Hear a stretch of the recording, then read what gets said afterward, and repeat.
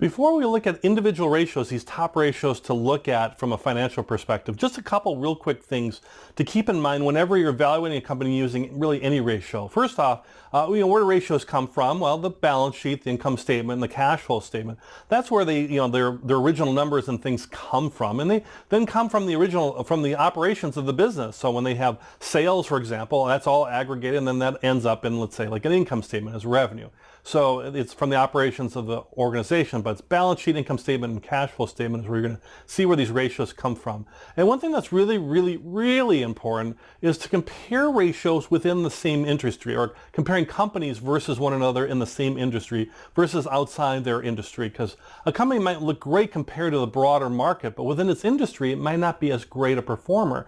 Or there might be things that, like, technology stocks or something like that might have high price to earnings or high price ratios because they're very big growth stocks, and which could be a great thing, but you might shy away from them because you look at the broader market and see lower price to earnings stocks or lower PE ratios and say, wow, those seem like safer bets. Well, they may or may not be. So it all depends on that industry. So do compare within the industry.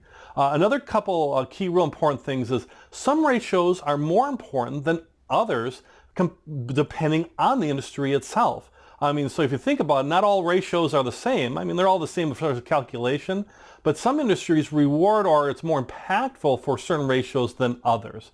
Let me give you an example here to kind of drive that home. Inventory turn ratio, which is how fast are you selling your products and goods, how fast are you turning that inventory. The faster you can turn your inventory, the better efficiencies you have, the better profitability you have. So inventory turn is an important ratio.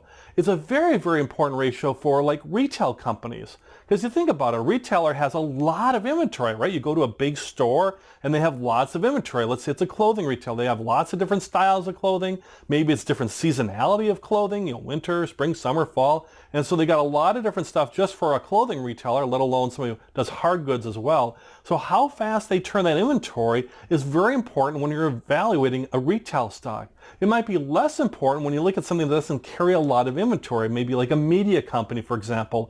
It has assets, yeah, but it has digital assets, but it doesn't have those hard goods sitting on a shelf that's got to be sold, or are also going to be marked down as a loss or sold on clearance because summer has ended, winter is coming, and now people are buying parkas and they're not buying shorts or things for summer or swimwear, for example. So inventory turn is a real important retail, or wouldn't be in other industries. So same thing with any of these ratios. Understand which ones are more important within certain industries.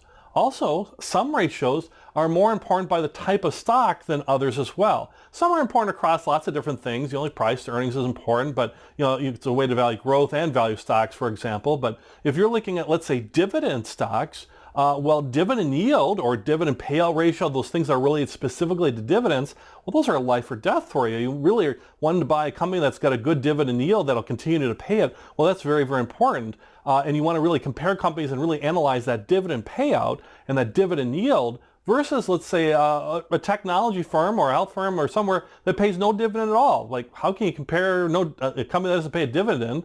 Dividend yield doesn't mean anything anyways. It's no big deal. Or if you look at, we'll use technology again. There's some technology companies like Microsoft that pay a dividend, but are you going to buy Microsoft because it just pays a dividend? Well, you might, but maybe you want to go with more growth stocks in technology, for example. Either way, for dividend stocks, that ratio is more important than maybe even like a retailer with inventory turn. Maybe it's a retailer that pays a dividend and you might be more concerned about dividend yield. So the type of stock, whether it's a growth or an income type stock, can make a difference as well. And understand there's lots of ratios out there. There's hundreds of ratios, and I'm going to give you some here that are the real key ones, the ones that you see across the different categories, from liquidity to all sorts of things, evaluation. If you do these ratios, you're going to be fine. At least you'll get a starting point. Many people don't use ratios at all, but if you're going to use ratios, these are the key ones that are used over and over again. If you try to analyze a company by like 100 different ratios versus 10 other companies, that's just going to take a lot of time and might even lead to paralysis by analysis where you don't make any decisions at all. Or maybe you start looking at some ratios that aren't important and thinking they're important. That can cause some behavioral behavioral issues or cause some problems as far as investing because you looked at the wrong ratio that wasn't important because it was the number 30th ranked ratio for that industry, so to speak.